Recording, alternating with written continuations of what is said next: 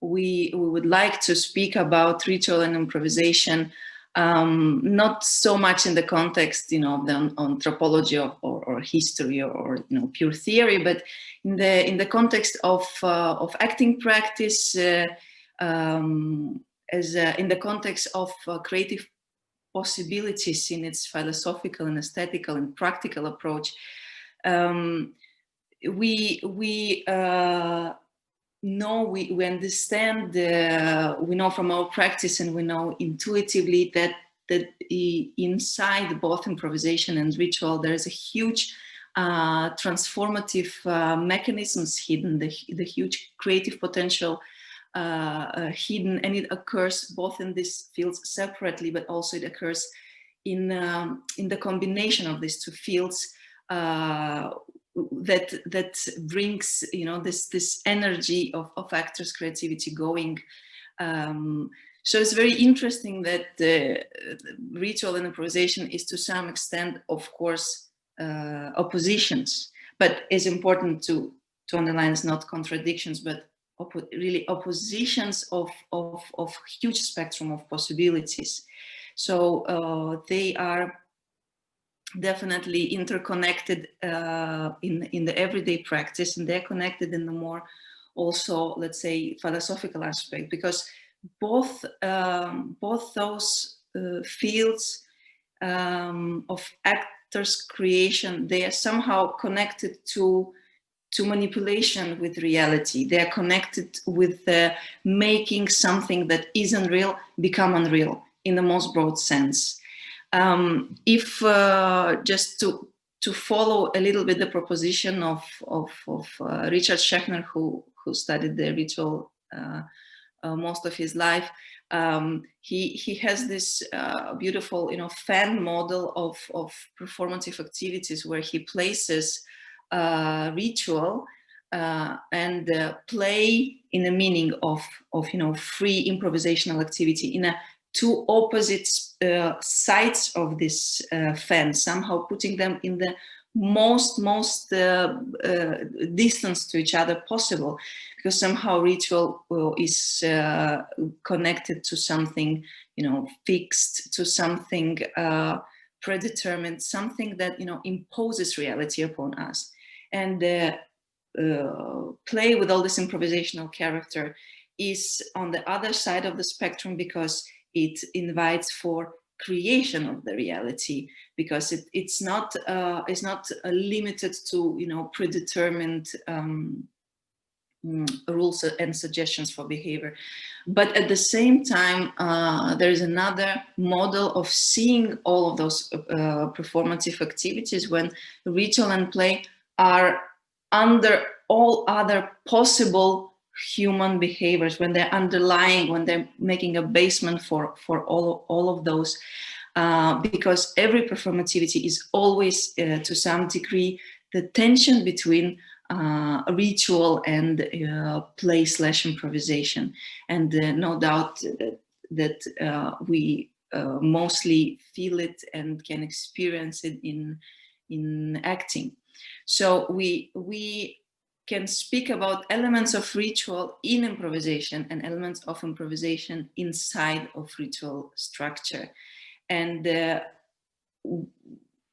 we will try to explore if really, you know, how to use the the potential for our own creation and transformation, which occurs in the mixtures of those two. A little bit to maybe elaborate on again Schechner's proposition, to speak a little bit about maybe the point which I find the most interesting in both of these fields separately, but also in something that unites them, is looking at the job of the actor through the lens of the ritual, especially, you know, the ritual of transformation, the ritual of becoming someone else, because it always has three stages proposed by Turner quite a long time ago, but I think still relevant, which are called the separation. So everything that happens before, the liminal phase, the phase of ambiguity, the phase where I'm still not here, but already not here, but still not there, and the phase of reintegration, the phase on the other side, let's say, of the crossed border. In the words of of theater practice, and Schechner himself is wonderful because he's a theater practitioner as well. It's simply, can be seen as a stages before, during, and after the performance, and they're completely different processes happening inside of actor, in a relation between actor and his performance. So if everything that is related to the before stage is all different sorts of preparation, of training, of workshop, of rehearsal, of devising and sharpening our methods and our understanding and our knowledge, then in the stage referring to this liminal phase, this the most magical phase, all of those categories from mundane, or our perception of our own identity starts to fall apart. Our perception of time, of space, of everyday life starts to fall apart. This is the somehow this is the hot pot of creation, of transformation somehow. And then there's the stage of this after performance stage, the stage of reintegration, of coming back to yourself with some sort of harvest of the work that has been done. I am particularly interested in this liminal phase, in this phase of ultimate ambiguity, and this phase of most somehow creative powers in purely improvisation theory and practice. We have a notion of a flow, the notion of a state in which what we do already in the improvisation is, of course, to some degree, sort of connected to what had been planned, prepared, researched, and devised, but it's still didn't reach the goal. It exists in this open field of possibilities, of creative possibilities of the actor. So the state of flow, which I think has interesting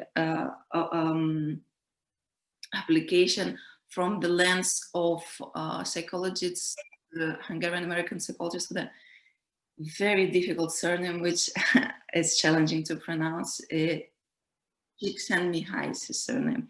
Csikszentmihalyi is his name. Very creative. He speaks about the flow as a state in which all the artists, all the musicians, all the all the people in the process of creation find themselves, if the creative process is successful, is the state which in many ways absolutely similar to this which we find ourselves in when we act not so much from the rational thinking, but from the some inner resources that get suddenly free, and our control, or at least control of our old identity, is not present anymore. It's in the words of Csikszentmihalyi, the holistic sensation that actor feels when he acts as a total. So it's a very, of course, very intriguing and a little bit mystified, because it is connected. It is, of course, connected to the mystical practices, to the meditations, to the practices, to the mystery of different sacral, and religious practices and rituals. But it is also at the same time the territory which unites those two. I think those two. Giants of the field of acting profession, which is a ritual and improvisation. So to speak a little bit more about the connection between these two fields and the creative, transformative potential that they can offer in the field of acting, I would like to pass the ball to my colleagues and to ask them to share their thoughts on the subject, because it's extremely important for all of us here, mostly related to theater practice. So Dimitris, if I can ask you to elaborate a little bit more about the difference between those two and the connection. Yes, thank you, Olga. Thank you for this rich impulse. I think you touched several very important topics about these two categories, ritual and improvisation, that we are speaking about today. I think that this opposition, mainly opposition, I mean that the image of this opposition about ritual and improvisation is it has to do a lot if we accept the ritual, first of all, as something prescribed, as something repetitive, as something stereotyped. Because it's not that all rituals are like this. I mean, we can find this form of rituals that they don't give space to improvisation, mainly in religions. But still, we can understand that rituals were, in a way, they came up through improvisation. It's not that one day, one structure came and everybody should follow. So we cannot think of the ritual as something static. And we cannot think, especially in theater. And we see, you mentioned somehow the connection between ritual and training, that even trainings that they were considered, very, very holy to touch and to change. I mean, nowadays, artists feel free to interfere, to change, to give life to these trainings or to these forms. From the other hand, we extend this duality if we understand improvisation as mere spontaneity, as anarchy, or as doing whatever we please, which again, we understand that an effective improvisation always has some rules or invents its rules while being created. This performing by doing, it's not just somehow creating chaos, but it's let's say a path, a way in order to get some new knowledge about our material that we are working mainly.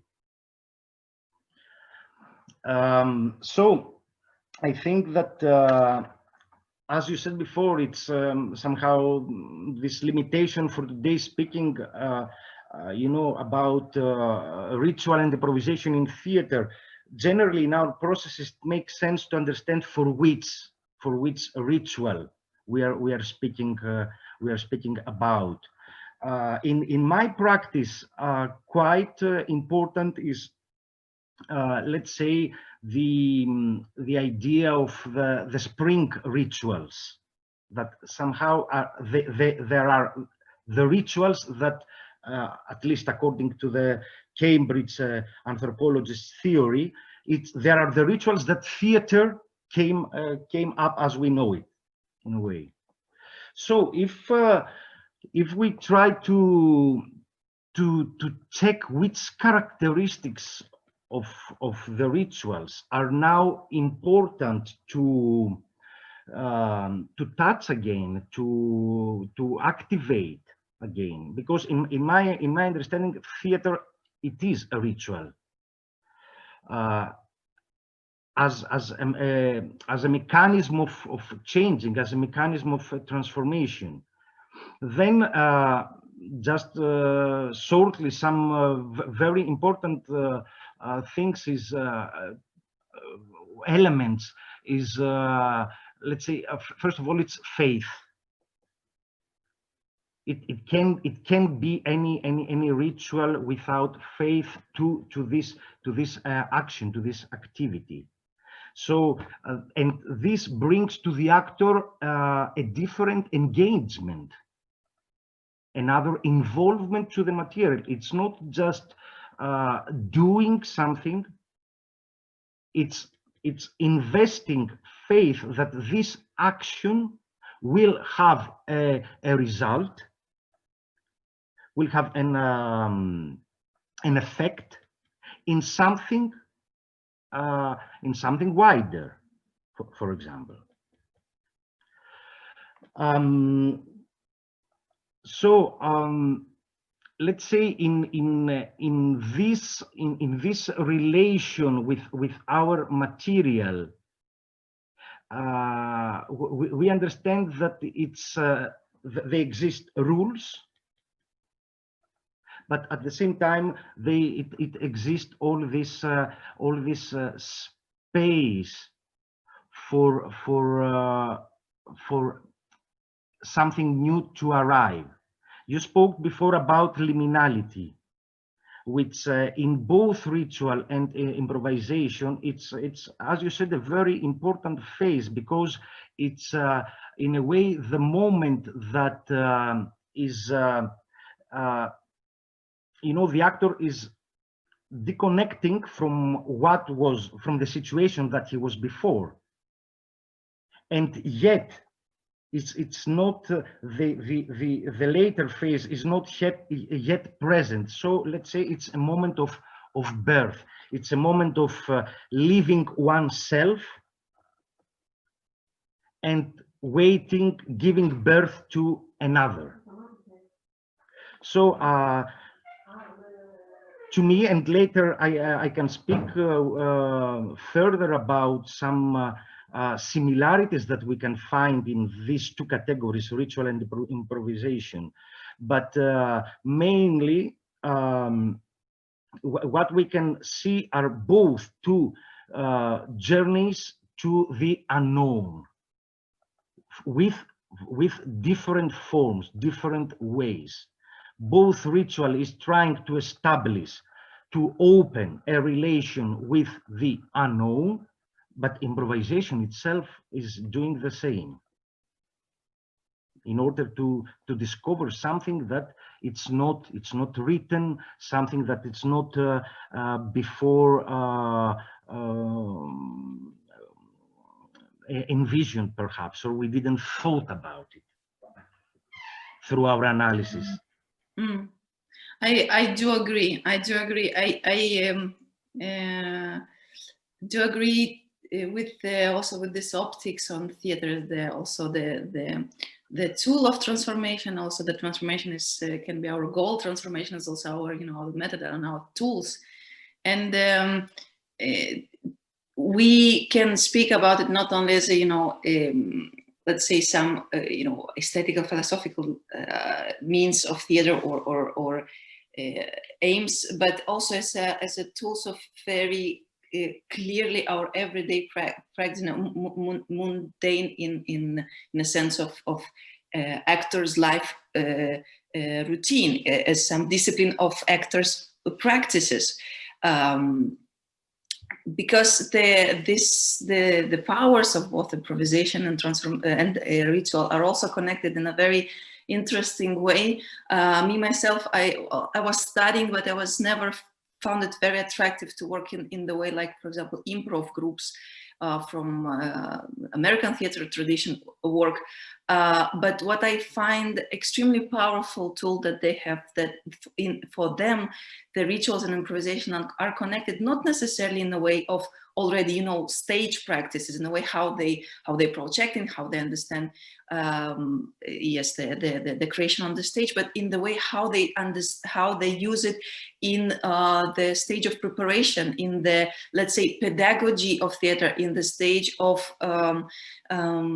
creating a community around what they're working, because for them it's quite a big deal.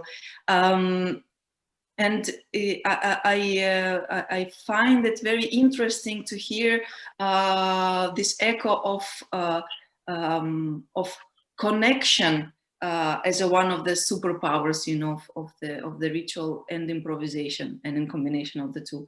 So I would like a little bit to open a subject of using these tools in, you know, in not necessarily in the things that happen in our life on the stage, but what happens off stage, and specifically about the transformation from, you know, being many to being one, or opposite. I was one and I transformed to being united with many, which I think is a big deal for theater everyday practice. I have a question or request for Riccardo this time to help me formulate this point of view, this usage, this application of our tools. You mean how somehow the ritual could unite theater people? Probably, if it could it? Well, who knows? Probably yes.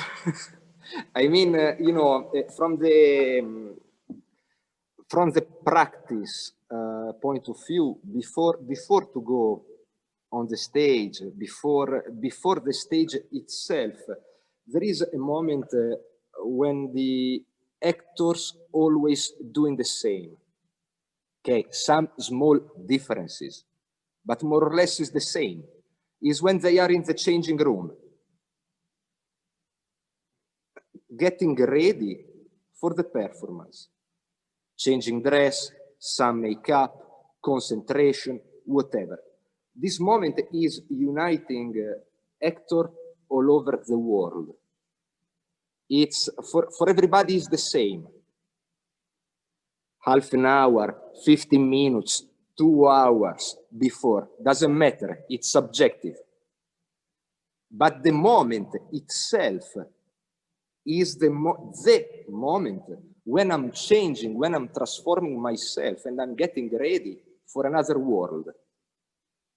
And this is attracting me very much as moment from the ritual point of view.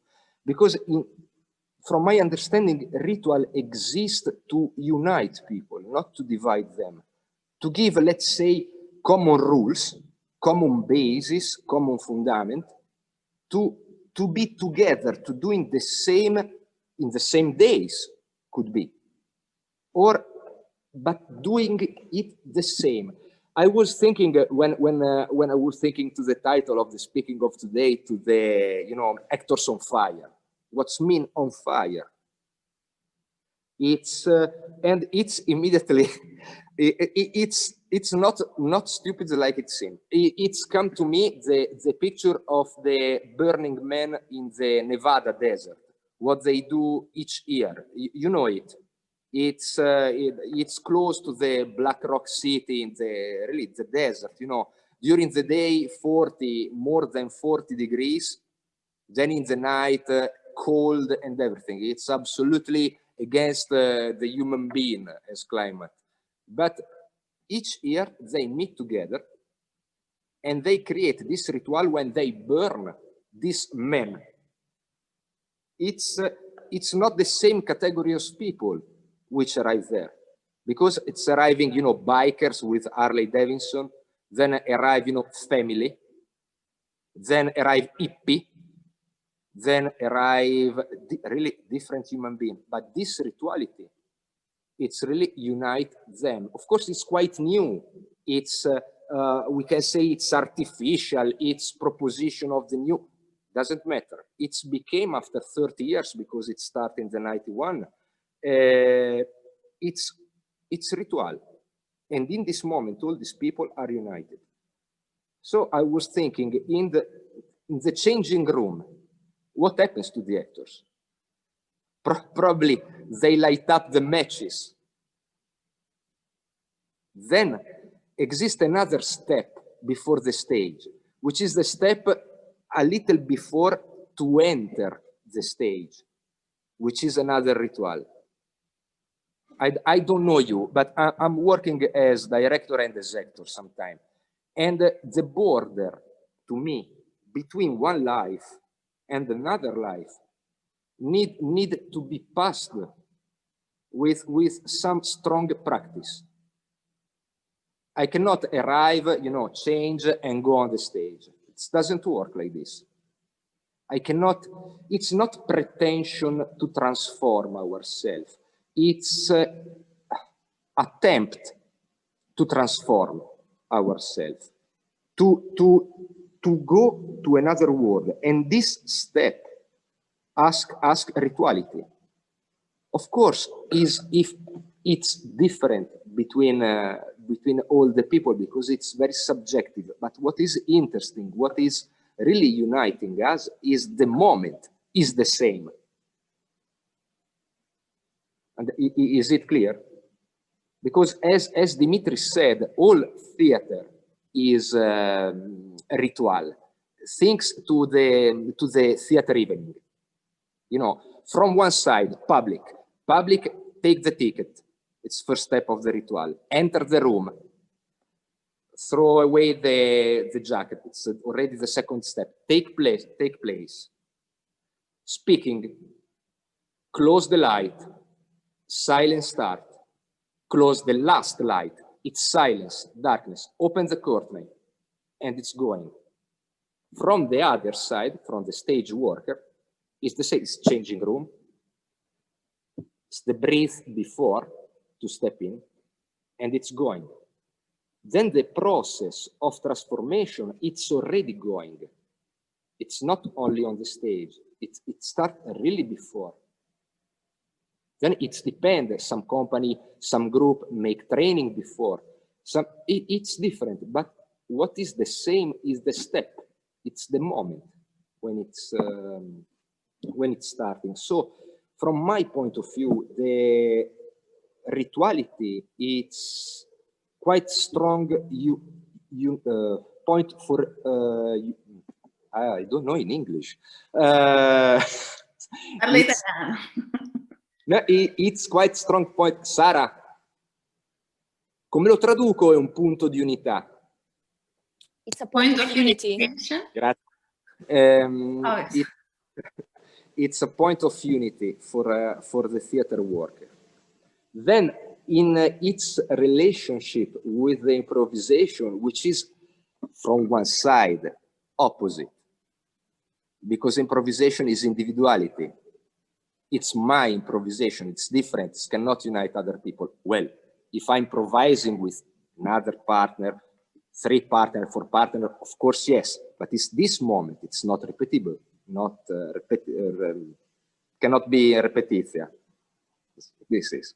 So, but the point is that both subject is feed and food for the other. Because I'm united to each other, I can be alone. And because I'm alone, I need to be united to each other. So I hope I answer, propose, told something to your to your thinking, Olga.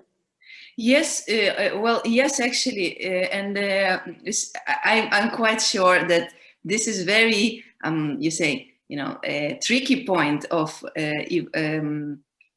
opposing, you know, the role of individuality against the other. It is very, very complex subject, I think, in the practice, in the doing, in the, you know, in the common creation, in the ritual. But I think it's quite right to speak about, you know, the role, in a way, even the mission of the actor in these processes. Let's say preparation, fine, but then you're on the stage, you are connected or disconnected, but you have a big job to do. And if we continue to, if you agree, to look at the moment of existence on the stage as at least potentiality to open this, you know, liminal space of endless possibilities, of endless provocations, you know, this, to enter this magic space, then you know, let's think about what rules, what principles apply to this liminality. What I found quite provoking for me, from the point of view of, you know, of destiny of individuality on the stage, is that Schechner in one of his lectures, he speaks about the also the idea of the one who is being transformed and the one who is being transporting, and I will explain shortly. So in a ritual, let's say in this liminal phase of the ritual, let's just, you know, go by the book of performance studies. We understand that there's someone being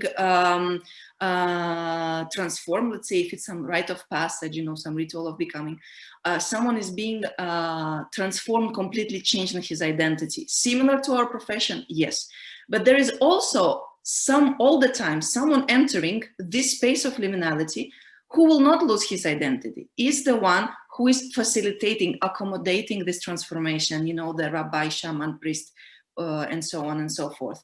And then Schechner says, but of course in theater we're not transformers, because we come back to our changing room and sit down at the same, you know, table and do everything that Riccardo spoke about, the backwards, you know, to somehow reintegrate.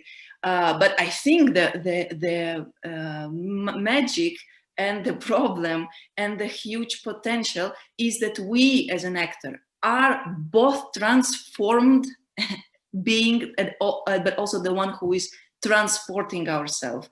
We are in this beautiful, you know, schizophrenic way connecting the one who is becoming the other, letting himself into this other reality. And again, we remembering all the, you know, principles of improvisation, of creation of new reality. But at the same time, we are the one who have to not to be lost in the world of the unknown, but to remain our, you know, professional focus, but to remain the status of author. So this duality that happens with the actor in this, you know, liminal phase of, be it, you know, however you refer to stage existence, ritual, or improvisation, I think it's very interesting to look at it and to look at our, you know, practical methods, at our tools to walk this path. So I have a question to Christina this time, and yes, and I would like to, you know, approach your big experience on working with this, with the methods that are to a very big degree, you know, putting the actor in charge of his, I will use the terminology, you know, and his own transformation and transportation. So maybe we can speak, you know, we can speak methods and practice also. Thank you for the question, opening the huge question. And thank you all for preparing the ground for this question, because a lot of points, what you already mentioned, I have on my script of preparation. And of course, I will not repeat, but perhaps add some things. First of all, for me, it's again very much important to speak about ritualization instead of ritual. Of course, we always use the word ritual for the concrete thing. I'm doing a ritual, and I agree that going backstage and preparing myself, like Riccardo so beautifully described, is a ritual. But let's say it's still, I keep it in the category of profane ritual, because it's somehow, it's again, in fact, the ritualization of our doing. The toi or boca lupa, it's also ritual before the performance, but it's not really a sacred act. And I have very much respect for this sacred acts of the ritual. Really this, when we are speaking of religious and spiritual practices. And I want to stay humble for the theater, not to confuse. Still, the profession of the actor always strives to go to this, let's say, divine territory, to go towards this moment, what we last time discussed, that the church didn't like us because the actors come very close to the spiritual practices, to the religious practices, that they are confronting these practices. But still, we are artists, actors, and I would not pretend to be something else, even if we are looking for it. For me, it was very interesting when I met a group of actors from Ghana. They were traveling through Europe. It was dancers, actors. And within their group, they also had the shaman with them of the village. Very specific character, and I understood he is not from this world. He was not allowed to speak with me personally, even that he understood perfect English. It was not the problem that he could not speak English or would not understand English. He was not allowed to communicate with me because it would somehow, it was, what is this in English? Dirty is the wrong word, not dirty, but what would destroy his cleanness, his pureness. So he was very actively participating in this discussion, but not personally. And we spoke, of course, of all the rituals and these performances in Africa. And he said, for sure, you will not find one public ritual to be made in front of tourists. They all look like, and we have a lot of fun to create them. But for sure not. It would do harm. It would do harm to the people who would do this ritual if they are not doing it correctly and sincerely, if they would do it for show. And this was for me quite important and impressive speaking, and also to make somehow what we are doing and what they are doing. And we can learn from each other. And we can learn the practicals for our practice. Because what we are looking from these rituals. I spoke about this cleanness, cleaning myself. The first step, like also Riccardo said, going the step from the, let's say, to the theater or to the dressing room. But what is it mainly? We are changing one territory, the territory of the everyday life, to the artistic space.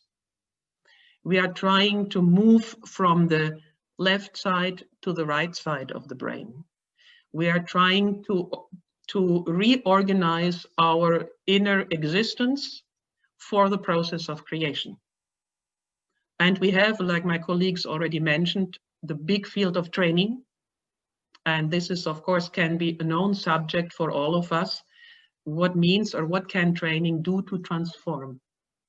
To really make myself, to make the step to the other world.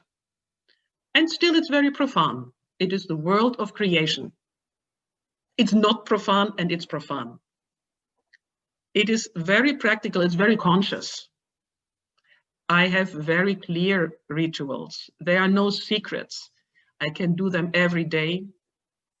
And by this very typical, let's say, moment of rituals, the repetition, I get energy, or I get the possibility for my transformation.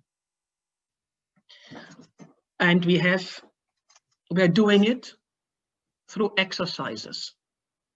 Exercises, the Greek people, enough here in our room here, it's ascesis. It's this long process of transformation. And we borrow these tools of ascesis, exercise, for the stage. And we mainly do it consciously to prepare for ourselves the world of the unconscious. We consciously change. Of course, we know this already from Stanislavski and from a lot of very practical theater people who know we need tools to make this step, to make this change, to open channels.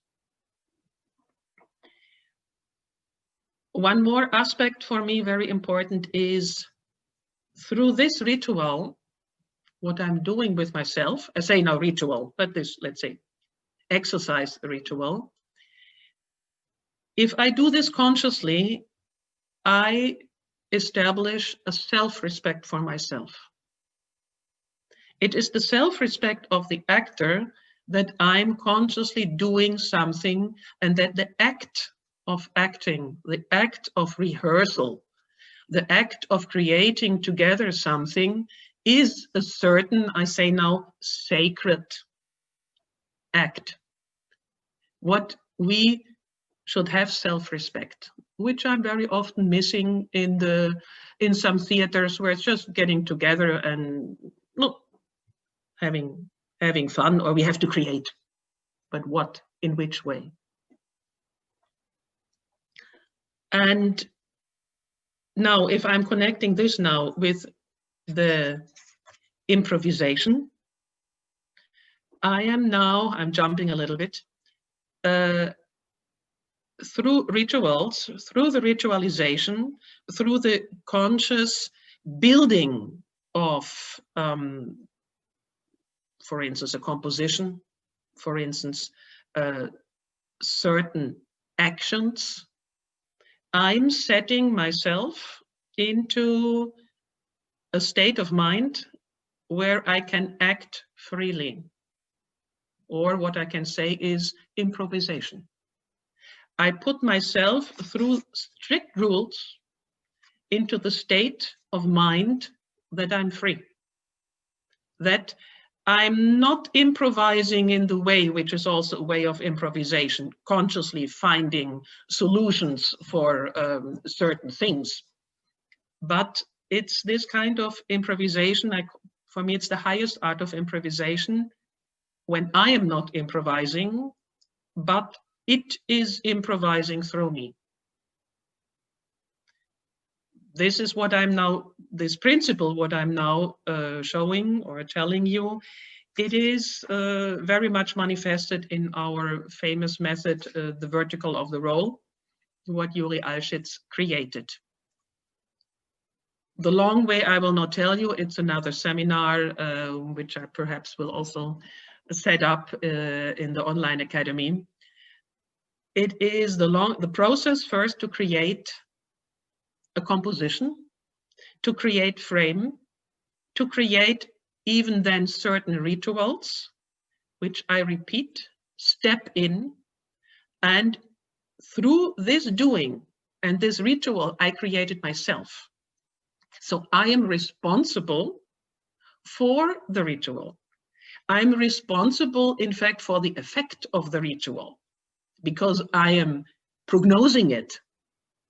No, I can say the effect, I'm putting my hands in cold water and I know what effect will be. I can prognose it. I don't know exactly when I will do, but I can prognose. So I use rituals actively, let's say the principles of rituals. I again and again put myself in this ritual. I'm ritualizing my acting. And in this frame, I can open the door for freedom. Probably one moment, and it's not predictable. And this is the magic and the mysterious of ritual and ritualized theater. It can open something that it's not anymore me speaking. Even I organized my own text. I organized everything myself, but I'm reaching to the moment that it's playing through me, that it's acting through me, that it's improvising through me, that it's the game coming through in a very high sense. And if we really go there, it's we can say, yes, the actor on fire. But this fire for me has the color white or this light blue. It's so hot, it's so specific. It's this very, very specific flames which inflame me as actor. It's a present. You can only work for it like people go to church, and just one moment they will get the inspiration. They will get something, what is ungraspable, what is unnameable, what is the mystic, the present moment, the super moment of theater when it happens. So you only bring the conditions for it that something will happen. And perhaps then for a moment, you stop acting. What Yuri Alschitz sometimes he calls it, you are flying. You are leaving for a moment, really the real world, but of course you should know how to come back. But when you're coming back, actors have a different face. And I saw them sometimes, and it's the most precious moment for the teacher who sees it. But of course, it's even more precious for the person who experiences it. We can call it nearly like a purgatory, what just before Riccardo also spoke about, the fire as purgatory. It comes back. It's a principle of catharsis. It's, for me, the most beautiful moment, and in fact, what I think most of us are striving for, to catch it for a second, to get in this moment, yes, the sacred act of acting.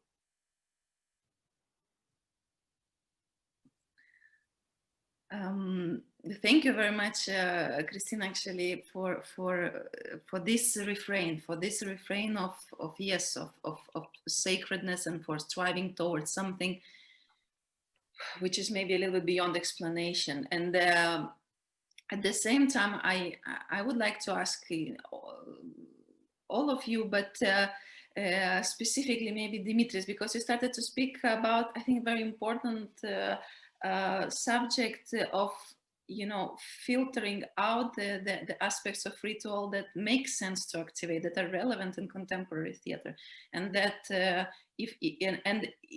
I think, because if we're not taming this border really practically with our hands, I think we're risking to fall out constantly from professional theater towards yes, it's some sort of imitation, or some questionable, or some therapeutical, but not, and so on. So for example, one of the elements is faith, and I'm constantly, while listening to Christina, I'm thinking, yes, indeed we need to have a lot of faith for these conditions to happen. What else? What else are our requirements, our principles on the stage, if we look through ritualistic optics? Yes, I mean, I can, what you are asking, I will try to connect it also with the question of Christina, what we are looking from the rituals. To me, and in my research, more than 10 years now, specifically in the rituals, I'm looking for the nature of theater. I'm going to the origins of theater to understand theater.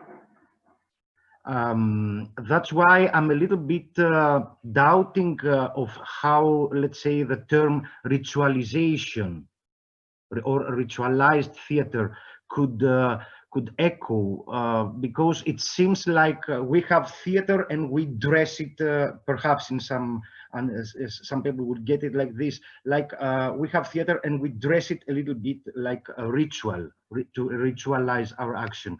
I'm just speaking, yeah, I know you don't mean it this way, Christine, I'm just clarified. To me, it's to discover exactly the ritual inside the theater. Of course, we can make choices of which directions or which elements of ritual are we need as artists. Perhaps a ritual with a therapeutic purpose is using other elements. But if we're speaking about creation, about transformation, about revelation, about the connection with mythical time, then we have these tools or this approach to do it, and somehow separate or leave behind theater as telling stories, or just telling stories, or just presenting a spectacle, but really to create compositions that they are effective for the participants and for the audience. It's I mean, before everything, a ritual and improvisation are two positions, inner positions, how we accept and how we are related with art, why we are doing art. If we understand art as structure, theater as structure for our transformation and for the transformation of the others, if we understand improvisation as this special meeting that Christina beautifully described as our position to get this moment, then already it's a different approach. It's not just form, it's you understand, it's not something to do it in this form, in this style or everything. It's artistic positions. It's artistic positions, and somehow to another impression that perhaps it's it's interesting about this connection of ritual and improvisation is quite often we see that let's say the moment of ritual in one performance is actually the improvised part, because of this connection.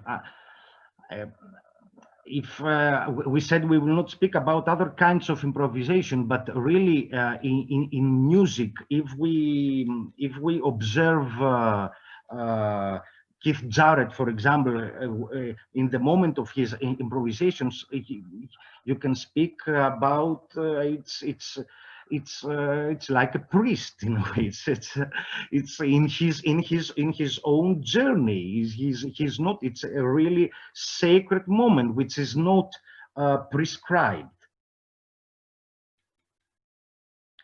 So I don't know, Olga, if I answered, but because there are many, of course, things, practices that we can reactivate, we can find, but mainly it's an approach of our art. Then, of course, I mean, from different practices, different traditions, we can see what is useful to transfer to our theatrical processes. Yeah, yes, of course. With my, let's say, practical problem with the ritual and the use of ritual on the stage, you know, especially when it's somehow emphasized by the, you know, by the creators of the performance and so on, and there are some theaters that yeah, live in a particular so aesthetics and beliefs in this regard. I mean, theater itself is some sort of absurdity towards the ritual, because theater, as you mentioned, Dimitris, now it is an audience. It somehow makes something that ritual doesn't do. It's not showing itself for the sake of its own looks, but it's working for the someone involved who is in the focus of the transformation, who is actor. So you know, it brings up the whole, you know, question of skepsis also to me. One thing, as Riccardo said, is this, you know, the preparation, bringing your actor to particular state of mind, but then what is happening on the stage? What is, for example, yours, Riccardo, as a practicing director, what is your, you know, criteria to distinguish that this, you know, creation happened, that it is sketched or not? You know, that all, because we can speak about a lot of preparation. The problem with the, you know, the ritual, you know, if you marry someone, they become married after this ritual. There's no other way around. I mean, they can divorce the next day, but I mean, as a yes, new thing that is being created. But I can do millions of exercises and never have any glimpse of success on the stage. You know, so how? What's your you know, your criteria, your approach?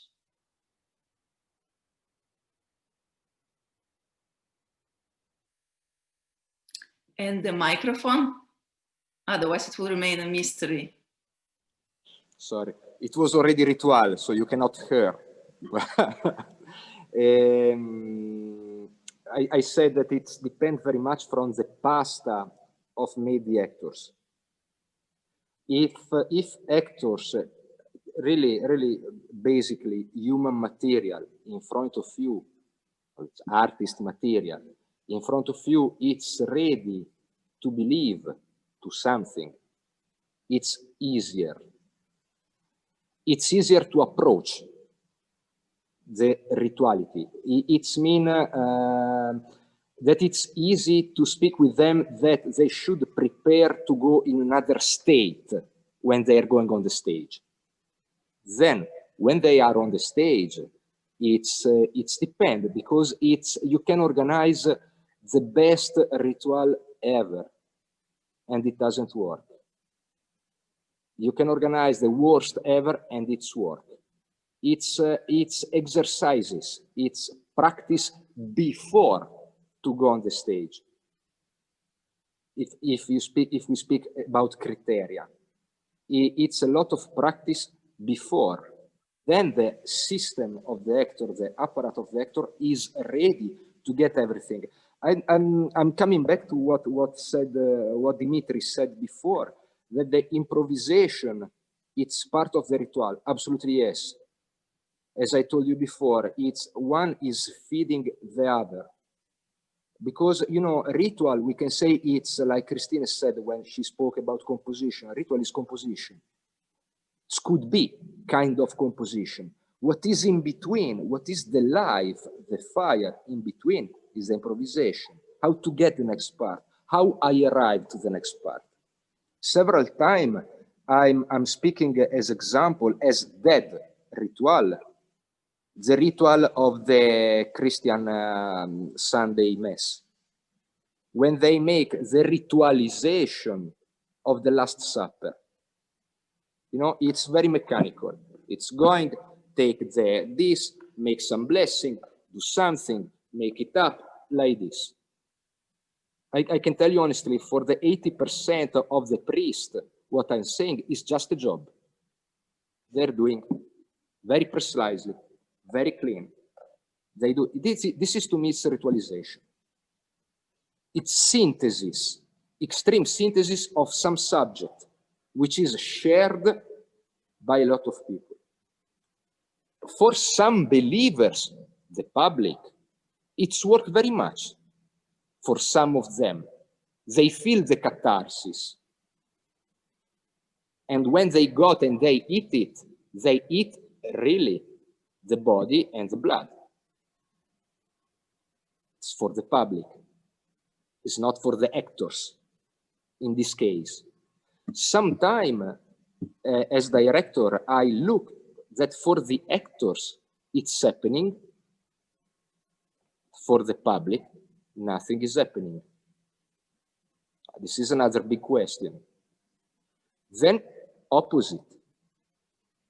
But as criteria, it's what I can tell you honestly, it's training before.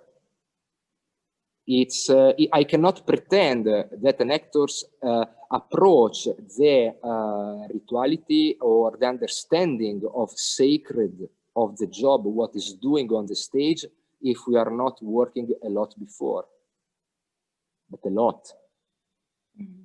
Because first of all, I'm working mainly in Italy, and it's you know quite well Italian people quite skeptic, quite you know always like okay, like this. So it should be a really strong process to change the inner position, and then you can change. You can start to speak about changing the state, what you are doing. Then I like what I like very much what Dimitris said before, that he is looking in his research for the nature theater, for what was in the beginning. Because it should be like this, indeed. It should be like this. Rituality, ritual, it's need for this. And when you see it, it's very strong. It's more than fire, it's a bomba atomica. It's really different. It's I answer. Yeah. Yes. Yes. and like at school, you know. It's yeah. And for you, Christina, for example, the difference between, you know, because there are those, you know, several famous vertical of the role successes, which becomes usually legendary, and they will be included in this big gala autobiography of Falshed. But what is for you the difference between, you know, successful and unsuccessful tryouts of vertical of the role? On what it depends, because it's also it's the subject of, or to some extent, the subject of for online theater academy course, right? If I understand correct. So it's very interesting what the actor can expect from it, you know, even through screen. What is this sacred fifth, you know, element?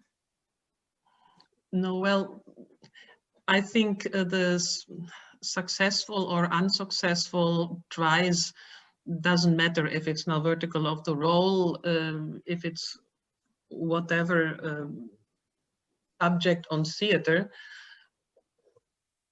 I think for me, it is successful if people try honestly.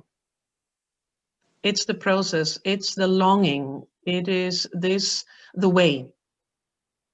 Then if you catch something or not catch something, it's I think it's not so important, because it looks now like you know, you have to and you have to, like this aim.